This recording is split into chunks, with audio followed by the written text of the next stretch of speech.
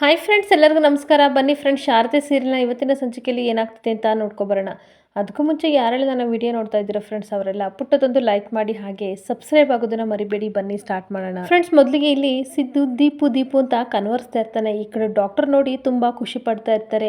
ಅಂತೂ ಇಂತೂ ಪೇಷಂಟ್ಗೆ ಪ್ರಜ್ಞೆ ಬಂತು. ಇದ್ಯಾರೋ ಹೆಸರನ್ನ ಕರಿತಾ ಇದ್ದಾರೆ, ದೀಪು ಅಂತ ಕರಿತಿದ್ದಾರೆ. ನರ್ಸ್ ಹೋಗ್ಬಿಟ್ಟು ದೀಪುನವ್ರನ್ನ ಕರ್ಕೊಂಡು ಬನ್ನಿ ಅಂತ ನರ್ಸಿಗೆ ಹೇಳಿದ ತಕ್ಷಣ ಹೊರಗಡೆ ಎಲ್ಲರೂ ತುಂಬ ಟೆನ್ಷನಿಂದ ಕಾಯ್ತಾ ಇರ್ತಾರೆ. ಅಷ್ಟೊತ್ತಿಗೆ ಡಾಕ್ಟ್ರು ಬಂದ ತಕ್ಷಣ ಹಾಗೆ ಸಿಸ್ಟರ್ ಬಂದ ತಕ್ಷಣ ಕೇಳ್ತಾ ಇರ್ತಾರೆ, ಸಿದ್ದು ಹೇಗಿದ್ದಾರೆ ಅಂತ ಅನ್ಬೇಕಾದ್ರೆ ಅಲ್ಲಿ ಬಂದು ಹೇಳ್ತಾ ಇರ್ತಾರೆ, ಸರ್ ಅವ್ರಿಗೆ ಪ್ರಜ್ಞೆ ಬಂದಿದೆ ಅಂದ ತಕ್ಷಣ ಮನೆಯವ್ರಿಗೆಲ್ಲರಿಗೂ ಸಿಕ್ಕಾಬಟ್ಟೆ ಖುಷಿ ಆಗ್ತಾ ಇರುತ್ತೆ. ಆಗ ಬಂದಿರೋ ನರ್ಸ್ ಹೇಳ್ತಾ ಇರ್ತಾರೆ, ಅವರು ಯಾರನ್ನೂ ಕನ್ವರ್ಸ್ತಿದ್ದಾರೆ ಅಂತ ಅಂದಾಗ, ಹೌದಾಗಾದ್ರೆ ಸಿದ್ದಿಗೆ ಪ್ರಜ್ಞೆ ಬಂತ, ಹಾಗಾದ್ರೆ ಅವನು ಖಂಡಿತ ಜ್ಯೋತಿಕಾ ಅಂತ ಕನ್ವರ್ಸ್ತಾ ಇರ್ತಾನೆ. ಅದು ನಾನು ಹೋಗಿ ನೋಡ್ಬಾರ್ದಾ ಅಂತ ಕೇಳ್ತಾ ಇರ್ತಾಳೆ. ಅಷ್ಟೊತ್ತಿಗೆ ಕಣ್ಣೀರು ಹಾಕ್ಕೊಂಡು ವಿಮಲನ್ನು ಹೇಳ್ತಾ ಇರ್ತಾಳೆ, ಮಕ್ಕಳು ಹೇಳಲಿ ಬೀಳಲಿ ಏನೇ ಆಗಲಿ ಮೊದಲು ಕನ್ವರ್ಸದೆ ಅಮ್ಮ ಅಂತ. ಸಿದ್ದು ನನ್ನನ್ನು ಕನ್ವರ್ಸ್ತಾ ಇರ್ತಾನೆ. ನಾನು ಹೋಗ್ತೀನಿ ಸಿಸ್ಟರ್, ಪ್ಲೀಸ್ ನನ್ನ ಕರ್ಕೊಂಡು ಹೋಗಿ ಅಂತ ಅನ್ಬೇಕಾದ್ರೆ, ದೀಪು ಅಂತ ಅಂದರೆ ನೀವು ಅಂತ ಸಿಸ್ಟರ್ ಕೇಳಿದಾಗ ಈ ಕಡೆ ಸಿಕ್ಕಾಪಟ್ಟೆ ಕೋಪ ಮಾಡಿಕೊಂಡು ಸಿಸ್ಟರ್ ಮುಖನ ವಿಮಲ ನೋಡ್ತಾ ಇರ್ತಾಳೆ. ಈ ಕಡೆ ಜ್ಯೋತಿಕನಿಗೂ ಸಿಕ್ಕಾಪಟ್ಟೆ ಕೋಪ ಬರ್ತಿರ್ಬೇಕಾದ್ರೆ ಮುರಳಿ ಹೇಳ್ತಾ ಇರ್ತಾನೆ, ನೀವೇನೋ ತಪ್ಪಾಗಿ ಕೇಳಿಸ್ಕೊಂಡಿದ್ದೀರಾ ಅಂತ ಅನಿಸುತ್ತೆ, ನನ್ನ ಮಗ ಆ ರೀತಿ ಹೆಸರು ಕರೆಯಲ್ಲ, ಬೇರೆಯವ್ರು ಕರೆದಿರ್ಬೋದು ಅಂತ ಅಂದಾಗ, ಇಲ್ಲ ಸರ್ ನಾನು ಸರಿಯಾಗಿ ಕೇಳ್ಕೊಂಡೆ, ದೀಪು ಅಂತಂದರೆ ಯಾರು ಸರ್ ಇದರಲ್ಲಿ, ಅವ್ರನ್ನ ಕನ್ವರ್ಸ್ತಿದ್ದಾರೆ ಅಂತ ಅಂದಾಗ ಈ ಕಡೆ ಸುಮಿತ್ರನಿಗೂ ತಾತನಿಗೂ ತುಂಬ ಖುಷಿ ಆಗ್ತಾ ಇರುತ್ತೆ. ಸಿದ್ದು ಮುದ್ದಿಗಂತೂ ಪ್ರಜ್ಞೆ ಬಂತಲ್ಲ ಅಂದಾಗ, ನನ್ನ ಸಿದ್ದು ಫ್ರೆಂಡು ನನ್ನನ್ನು ಕನ್ವರ್ಸ್ತಿದ್ದಾರ, ನಾನೇ ದೀಪು ಅಂತ ಹೇಳಿದಾಗ, ಹೌದಾ ಪುಟ ನೀನು ಹೋಗಿ ಅವ್ರನ್ನ ನೋಡು ಅಂತ ಅನ್ಬೇಕಾದ್ರೆ ಸುಮಿತ್ರ ಹೇಳ್ತಾ ಇರ್ತಾಳೆ, ಹೋಗು ಪುಟ ಬೇಗ ನೋಡು, ಆದರೆ ನೀನು ಒಬ್ಬಳೇ ಹೋಗ್ಬೇಡ ಆಯಿತಾ, ನಿಮ್ಮ ಅಮ್ಮನ ಕರ್ಕೊಂಡು ಹೋಗು ಅಂತ. ಈ ಕಡೆ ಶಾರದನ ಜೊತೆ ಮಾಡಿ ಕಳಿಸ್ತಿರ್ಬೇಕಾದ್ರೆ ಶಾರದಾ ಹೇಳ್ತಾ ಇರ್ತಾಳೆ, ನಾನು ಹೋಗಲ್ಲಮ್ಮ ಅಂದಾಗ, ನೋಡು ಪುಟ ಇಷ್ಟವರೆಗೂ ಇವರೆಲ್ಲ ಬೈದಿದ್ದಾರೆ, ನೀನು ಅದನ್ನೆಲ್ಲ ಮನಸ್ಸಿಗೆ ಇಟ್ಕೋಬೇಡ, ನಮಗೆ ನಮ್ಮ ಸಿದ್ದು ಮುದ್ದು ಹುಷಾರಾಗೋದು ಅಷ್ಟೇ ಇಂಪಾರ್ಟೆಂಟು, ಪ್ಲೀಸ್ ಹೋಗು ದೀಪು ಪುಟ್ಟನ ಕರ್ಕೊಂಡು ಹೋಗು ಅಂತ ಶಾರದಾ ಜೊತೆ ಕಳಿಸ್ತಾ ಇದ್ರೆ ಸಿಕ್ಕಾಪಟ್ಟೆ ಕೋಪ ಮಾಡಿಕೊಂಡು ಶಾರದನ ಗುರಾಯಿಸ್ಕೊಂಡು ಹಾಗೆ ಪಾರಿಜಾತ ಮತ್ತು ಜ್ಯೋತಿಕಾ ನೋಡ್ತಾ ಇರ್ತಾರೆ. ಹಾಗೆ ಶಾರದನ ಮತ್ತು ದೀಪನು ಒಳಗೆ ಬರ್ತಾರೆ. ಸಿದ್ದುನ ನೋಡಿ ಸಿಕ್ಕಾಬಟ್ಟೆ ಒಳೊಳಗೆ ಕಣ್ಣೀರು ಹಾಕ್ಕೊಂಡು ಶಾರದಾ ಬರ್ತಾ ಇರ್ತಾಳೆ. ಹಾಗೆ ದೀಪು ಪುಟ್ಟ ಕಣ್ಣೀರು ಹಾಕ್ಕೊಂಡು ಸಿದ್ದು ಕೈನ ಟಚ್ ಮಾಡಿದಾಗ ಅವನಿಗೆ ತುಂಬ ನೋವಾಗಿ ಹಾಗೆ ತುಂಬ ಫೀಲಾಗಿ ಕಣ್ಬಿಟ್ಟು ನೋಡಿದಾಗ ದೀಪು ಇರ್ತಾಳೆ. ದೀಪುನ ನೋಡಿ ಕಣ್ಣೀರು ಹಾಕ್ತಿರ್ಬೇಕಾದ್ರೆ ಸಿದ್ದು ಫ್ರೆಂಡು ತುಂಬ ನೋವಾಯ್ತಾ, ಯಾಕೆ ನೀನು ಆಕ್ಸಿಡೆಂಟ್ ಮಾಡ್ಕೊಳಕ್ಕೆ ಹೋದೆ ಅಂತ ಅಂದಾಗ, ನನಗೇನೂ ಆಗಿಲ್ಲ, ನೀನು ಅಳಬೇಡ ಆಯಿತಾ, ನಾನು ದೀಪು ಹತ್ರ ನನಗೆ ತುಂಬ ಬೇಜಾರಾಗುತ್ತೆ ಪುಟಾಣಿ, ನೀನು ಅಳಬೇಡ ಅಂತ ಸಮಾಧಾನ ಮಾಡ್ತಿರ್ಬೇಕಾದ್ರೆ, ನಾನು ಅಳಲ್ಲ, ಆದರೆ ನೀವು ನನಗೆ ಹೇಳ್ಬಿಟ್ಟು ನೀವೇ ಅಳ್ತಾ ಇದ್ದೀರಲ್ಲ, ಗಾಯ ತುಂಬ ನೋವ್ತಾ ಇದೆಯಾ ಸಿದ್ದು ಫ್ರೆಂಡ್ ಅಂತ ಕೇಳ್ತಾ ಇರ್ತಾಳೆ.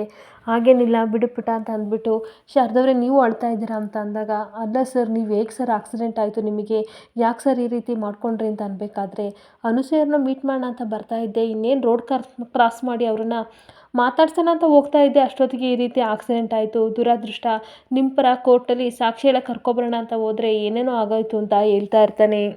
ಹಾಗೆ ಕೋರ್ಟ್ಗೆ ಏನಾಯಿತು ಅಂತ ಅಂದಾಗ, ನೀವು ತಲೆ ಕೆಡಿಸ್ಕೋಬೇಡಿ ಸರ್, ಆರಾಮಾಗಿ ವಿಶ್ರಾಂತಿ ಮಾಡಿರಿ, ಕೋರ್ಟು ತನ್ನ ಪಾಡಿಗೆ ತಾನು ನಡೀತಲೇ ಇರುತ್ತೆ ಅಂದಾಗ, ಯಾಕೆ ಶಾರದವ್ರೆ ಈ ರೀತಿ ಮಾತಾಡ್ತಿದ್ದೀರಾ ಅಂತ ಅಂದಾಗ, ಏನು ಸರ್ ವಿಧಿ ಮುಂದೆ ನಾವೇನು ಮಾಡೋಕ್ಕಾಗಲ್ಲ, ಎಷ್ಟು ಪ್ರಯತ್ನ ಮಾಡಿದರೂ ನನ್ನ ಜೀವನ ಹೇಗಿರಬೇಕು ಅಂತ ವಿಧಿ ಬರ್ದನೋ ಅದೇ ರೀತಿ ಆಗೋದು, ನೀವು ತಲೆ ಕೆಡಿಸ್ಕೋಬೇಡಿ ಅಂತ ಕಣ್ಣೀರು ಹಾಕ್ಕೊಂಡು ಹೇಳ್ತಾ ಇರ್ತಾಳೆ.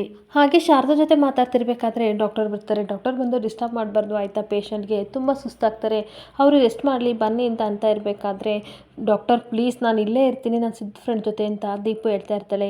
ಬೇಡ ಪುಟ ನಾವೆಲ್ಲ ಇದ್ದೀವಲ್ವ ಅಂದಾಗ, ಜೋಕ್ಸ್ ಮಾಡಿದರೆ ನನ್ನ ಫ್ರೆಂಡ್ ತುಂಬ ನಗ್ತಾರೆ, ಅದಕ್ಕೆ ನಾನು ಇಲ್ಲೇ ಇರ್ತೀನಿ ಅಂದಾಗ, ನಾಳೆ ಜೋಕ್ಸ್ ಮಾಡಿವಂತೆ, ಇವಾಗ ಅವರಿಗೆ ರೆಸ್ಟ್ ಬೇಕು, ಪ್ಲೀಸ್ ಹೊರಗಡೆ ಹೋಗಿ ಅಂತ ಹೇಳ್ತಿರ್ಬೇಕಾದ್ರೆ, ಸರಿ ಸಿದ್ದು ಫ್ರೆಂಡ್ ನಾನು ಬರ್ತೀನಿ ಆಯಿತಾ, ನಿಮಗೇನಾದರೂ ನನ್ನ ನೋಡಬೇಕು ಅಂತ ಅನಿಸಿದರೆ ಒಂದೇ ಒಂದು ಸಲ ದೀಪು ಅಂತ ಕರೀರಿ, ನಾನು ಬರ್ತೀನಿ ಅಂತ ಅಂದ್ಬಿಟ್ಟು ಹಾಗೆ ಒಳಗೆ ಕಣ್ಣೀರು ಹಾಕ್ಕೊಂಡು ಶಾರದಾ ಮತ್ತು ದೀಪು ಇಬ್ಬರು ಸಹ ಹೊರಗಡೆ ಹೋಗ್ತಾ ಇರ್ತಾರೆ.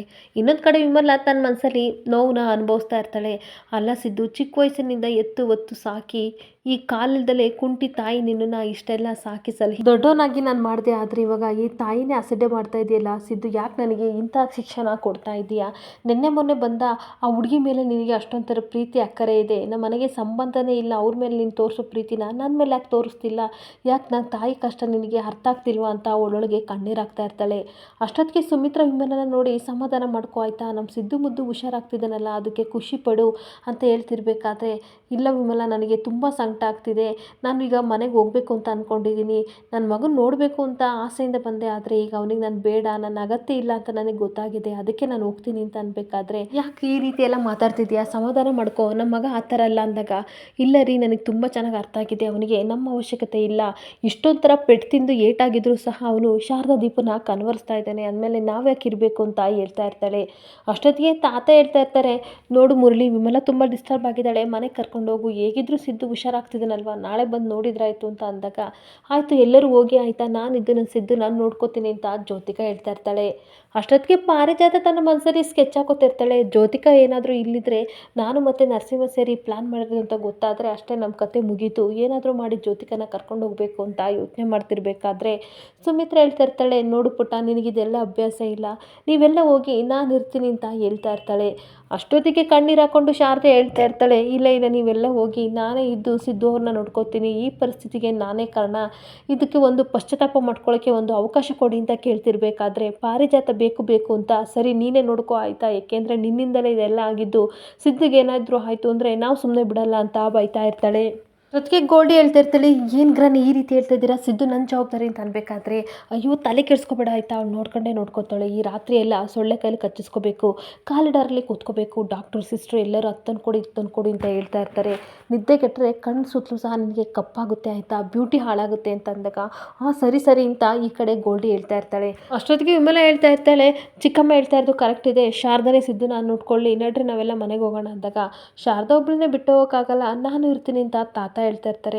ತಾತ ಹೇಳಿದ ತಕ್ಷಣ ಸುಮಿತ್ರಾ, ಬೇಡ ನಿಮ್ಮ ಆರೋಗ್ಯ ಸರಿ ಇಲ್ಲ, ನಾನೇ ಇರ್ತೀನಿ ಅಂದಾಗ, ಈ ಕಡೆ ಶಾರದಾ ಹೇಳ್ತಾ ಇರ್ತಾಳೆ, ಅಮ್ಮ ಯಾರು ಇಡಬೇಡಿ ಆಯಿತಾ, ಹಾಸ್ಪಿಟ್ಲಲ್ಲಿ ಜನ ಇದ್ದಾರಲ್ವಾ, ನನಗೇನು ಭಯ ಇಲ್ಲ, ನೀವೆಲ್ಲ ಹೋಗಿ ಅಂದಾಗ, ಸರಿನಮ್ಮ ನಾವೆಲ್ಲ ಹೋಗ್ತೀವಿ, ಏನಾದ್ರು ಇದ್ದರೆ ಫೋನ್ ಮೂಲಕ ವಿಷಯ ತಿಳಿಸು ಅಂತ ತಾತ ಹೇಳಿ ಎಲ್ಲರನ್ನ ಕರ್ಕೊಂಡು ಹೋಗ್ತಾ ಇದ್ರೆ, ಓದೋನ್ ಮುರಳಿ ಮತ್ತೆ ವಾಪಸ್ ಬಂದು ಹೇಳ್ತಾ ಇರ್ತಾನೆ, ಬೇರೆಯವ್ರು ತಪ್ಪು ಮಾಡಿದರೆ ಎತ್ತು ತೋರಿಸ್ತೀಯಾ, ನಿನ್ನ ಹತ್ರನೂ 1000 ತಪ್ಪು ಹಾಗೆ ಆಗುತ್ತೆ, ನೀನು ಮಾಡೇ ಮಾಡ್ತೀಯಾ, ಆಗ ಟೈಮ್ ಬರಲಿ ನಾನು ತೋರಿಸ್ತೀನಿ.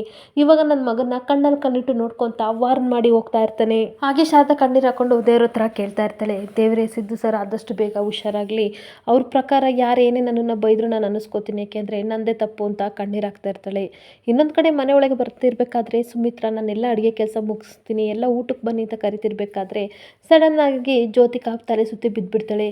ಏನಾಯಿತು ಅಂತ ನೀರು ಕುಡಿಸಿ ಸಮಾಧಾನ ಮಾಡಬೇಕಾದ್ರೆ, ಇನ್ನೇನಮ್ಮ ನಾನು ಏನಂತ ಹೇಳಿ ಆಯಿತಾ, ಸಿದ್ದು ನೋಡಿದರೆ ಹಾಸ್ಪಿಟಲ್ ಇದ್ದಾನೆ, ನಾನು ನೋಡಿ ಇಲ್ಲಿದ್ದೀನಿ, ಯಾವಾಗಲೂ ಸಹ ನಮ್ಮ ಮದುವೆಗೆ ಒಂದಲ್ಲ ಒಂದು ಅಡ್ಡಿ ಆತಂಕಗಳು ಬರ್ತಾ ಇದ್ದಾವೆ, ನೀವು ಯಾರಾದರೂ ತಲೆ ಕೆಡಿಸ್ಕೊಂಡಿದ್ದೀರಾ ನನ್ನ ಮದುವೆ ಬಗ್ಗೆ, ಮದುವೆ ಆಗಿದ್ರೆ ಇಷ್ಟೊತ್ತಿಗೆ ನಾನು ತಾನೇ ಒಂದು ಸೇವೆ ಮಾಡ್ತಿರೋದು ಅಂತ ಹೇಳ್ತಾ ಇರ್ತಾಳೆ. ಆಗ ತಾತ ಹೇಳ್ತಾ ಇರ್ತಾರೆ, ಯಾಕೆ ತಲೆ ಕೆಡಿಸ್ಕೋತೀಯ, ನೀನೇ ನನ್ನ ಪ್ರಪಂಚ ಅಂತ ಅನ್ಬೇಕಾದ್ರೆ ಎಲ್ಲರೂ ಬರೆದು ಇದೇ ಹೇಳಿ ಆಯಿತಾ, ಆದರೆ ಶಾರದಾ ಜೊತೆ ಕೋರ್ಟು ಕಚೇರಿ ಅಂತ ಎಲ್ಲ ಸಿದ್ದನ್ನ ಕಳಿಸ್ಬಿಡಿ ಆಯಿತಾ, ಎಲ್ಲರೂ ಕಳಿಸ್ಬಿಟ್ಟು ಅವ್ನ ತಲೆ ತುಂಬಿಡಿ, ಮೊದಲು ಈಗ ಕೋರ್ಟು ಕೇಸು ಎಲ್ಲ ಮುಗ್ದಾದ್ಮೇಲೆ ಸಿದ್ದು ಹಾಸ್ಪಿಟ್ಲಿಂದ ಬರ್ತಾನಲ್ವ, ಎಲ್ಲೂ ಹೋಗಿಲ್ಲ, ನಿನ್ನ ಜವಾಬ್ದಾರಿ ನಿಂದು ಅಂತ ನನ್ನ ಜೊತೆ ಮದುವೆ ಮಾಡಿಕೊಡಿ ಅಂತ ಕೇಳ್ತಾ ಇರ್ತಾಳೆ. ಅಷ್ಟೊತ್ತಿಗೆ ವಿಮಲ ಹೇಳ್ತಾ ಇರ್ತಾಳೆ, ಬೇಜಾರು ಮಾಡ್ಕೋಬೇಡ, ನಿನಗೆಷ್ಟು ನೋವಾಗ್ತಿದೆಯೋ ಅಷ್ಟೇ ಹೊಟ್ಟೆ ಉರಿ ಎಲ್ಲ ನನಗೂ ಆಗ್ತಾ ಇದೆ. ಬೆಳಗ್ಗೆ ಹೋಗಿದ್ದ ಮಗ ಈ ಥರ ಆಕ್ಸಿಡೆಂಟ್ ಅಂತ ಕೇಳಿದಾಗ ತುಂಬ ಸಂಕಟ ಆಗ್ತಿತ್ತು, ಇವಾಗ ಅವನಿಗೆ ಪ್ರಜ್ಞೆ ಬಂದಿದೆ ಅಂತ ಕೇಳಿ ಸ್ವಲ್ಪ ಸಮಾಧಾನ ಆಗ್ತಾ ಇದೆ.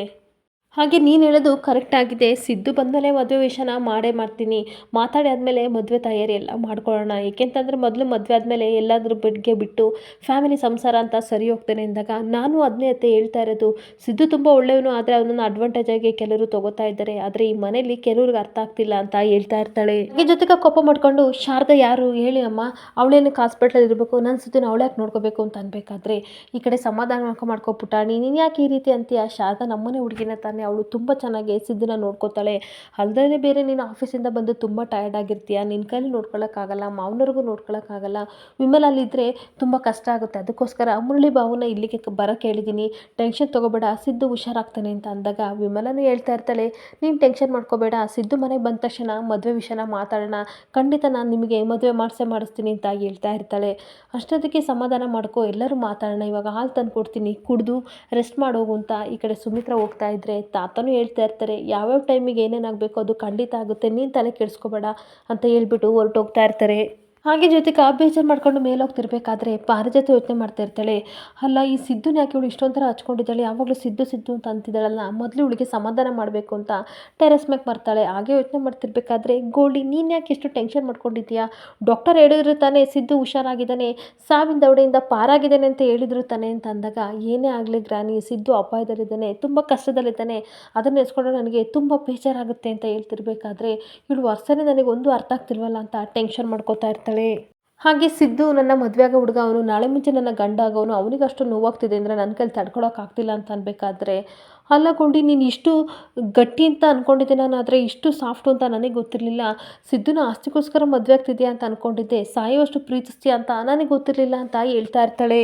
ಯಾರ್ಯಾರಿಗೋಸ್ಕರ ನೀನು ಪ್ರಾಣ ಬಿಡ್ತೀನಿ ಅಂತ ಹೇಳ್ಬೇಡ, ನನಗೆ ತುಂಬ ಭಯ ಆಗುತ್ತೆ ಅಂತ ಪಾರಿಜಾತ ಹೇಳ್ತಾ ಇರಬೇಕಾದ್ರೆ, ಈ ಆಸ್ತಿ ಈ ಸತ್ಯ ಏನಾದರೂ ಇರಲಿ, ಆದರೆ ನನಗೆ ಫಸ್ಟ್ ಪ್ರಿಫರೆನ್ಸ್ ಕೊಡೋದೆ ನಾನು ಸಿದ್ದುಗೋಸ್ಕರ ನಾನು ಏನು ಬೇಕಾದರೂ ಮಾಡ್ತೀನಿ, ಚಿಕ್ಕ ವಯಸ್ಸಿನಿಂದಲೂ ಸಹ ನಾನು ಅವನನ್ನು ಲವ್ ಮಾಡ್ತಾ ಇದ್ದೆ ಅಂತ ಹೇಳ್ತಾ ಇರ್ತಾಳೆ. ಹಾಗೆ ಇವತ್ತೇನಾದರೂ ಸಿದ್ದುಗಾಗಿದ್ರೆ ಏನಾದರೂ ಆಗಿದ್ರೆ ನಾನು ಖಂಡಿತ ಶಾರದಾನ ಬಿಡ್ತಾ ಇರಲಿಲ್ಲ, ಅವಳು ಅದೃಷ್ಟ ಚೆನ್ನಾಗಿತ್ತು, ಸಿದ್ದುಗೆ ಪ್ರಜ್ಞೆ ಬತ್ತು ಅಂತ ಅನ್ಬೇಕಾದ್ರೆ ಈ ಕಡೆ ಪಾರಿಜಾತ ಎದುರ್ಕೋತಾ ಇರ್ತಾಳೆ. ನಾನು ನರಸಿಂಹ ಏನಾದರೂ ಅಟ್ಯಾಕ್ ಮಾಡಿಸಿದ್ದು ಇವಳಿಗೆ ಗೊತ್ತಾದರೆ ಮುಗ್ದೋಯ್ತು, ಚಾಮುಂಡಿ ಅವತಾರ ತಗೊಬಿಡ್ತಾಳೆ ಅಂದ್ಬಿಟ್ಟು ಸಮಾಧಾನ ಮಾಡ್ಕೋ ಆಯಿತಾ, ಟೆನ್ಷನ್ ತಗೋಬೇಡ, ಸಿದ್ದು ಹುಷಾರಾಗಿ ಬರ್ತಾನೆ, ನಾವು ಮಾಡಬೇಕಾಗಿರೋ ಕೆಲಸ ತುಂಬಾ ಇದೆ ಆಯಿತಾ, ಅದ್ರ ಬಗ್ಗೆ ನಾವು ಡಿಸ್ಕಸ್ ಮಾಡಬೇಕು, ನಡಿ ಇವಾಗ ರೆಸ್ಟ್ ಮಾಡು, ಖಂಡಿತ ನಾಳೆ ಕೋರ್ಟಲ್ಲಿ ಗ್ಯಾರಂಟಿ ಅವಳಿಗೆ ಶಾರದಾಗೆ ಡೈವರ್ಸ್ ಆಗಲ್ಲ, ಸಿದ್ದನ್ನ ಹೆಲ್ಪ್ ಮಾಡೋಕ್ಕೆ ಇವಾಗ ಇಲ್ವಲ್ಲ ಅಂದಾಗ, ಹೌದು ಗ್ರಾನಿ ಅವಳಿಗೆ ಡೈವರ್ಸ್ ಸಿಗಬಾರ್ದು, ಖಂಡಿತ ಸಿಗಬಾರ್ದು ಅಂತ ಕೋಪ ಮಾಡ್ಕೊಂಡು ಹೇಳ್ತಾ ಇರ್ತಾಳೆ. ಮತ್ತೆ ಹೇಳ್ತಿರ್ತಾಳೆ ಏನೇ ಆಗಲಿ ನಾನು ಸಿದ್ದುಗೆ ಏನು ಆಗಬಾರ್ದಿತ್ತು ಅಂತ ಹಾಗೆ ಬೇಜಾರು ಮಾಡ್ಕೊಂಡು ಒಳಗೆ ಹೋಗ್ತಿರ್ಬೇಕಾದ್ರೆ ಪಾರಿಜಾತನಿಗೆ ತುಂಬ ಟೆನ್ಷನ್ ಆಗ್ತಿರುತ್ತೆ.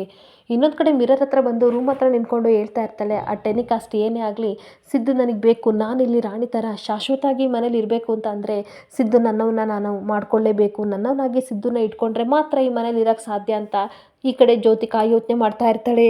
ಹಾಗೆ ಇದೇ ಸಿಂಪತಿನ ಇಟ್ಕೊಂಡು ಎಲ್ಲರ ಮೇಲೂ ಸಹ ನಾನು ಅನುಕಂಪ ಬರೋ ರೀತಿ ಮಾಡ್ತೀನಿ, ಸಿದ್ದು ನನ್ನವನ್ನ ಹಾಕೋವರೆಗೂ ಸಹ ಈ ರೀತಿ ಡ್ರಾಮಾ ನಡೀತಲೇ ಇರುತ್ತೆ ಅಂತ ಹೇಳ್ಕೊಂಡು ನಗಾಡ್ತಾ ಇರ್ತಾಳೆ. ಆ ಟೆನಿಕಾಸ್ಟ್ ನೀನು ನನ್ನಿಂದ ತಪ್ಪಿಸ್ಕೊಳ್ಳೋಕ್ಕೆ ಸಾಧ್ಯನೇ ಇಲ್ಲ, ಹಾಗೆ ನಾನು ನಿನ್ನ ಬಿಡೋ ಮಾತೇ ಇಲ್ಲ ಅಂತ ಸಿದ್ದುನ ನೆನಪಿಸ್ಕೊಂಡು ಹೇಳ್ತಾ ಇರ್ತಾಳೆ.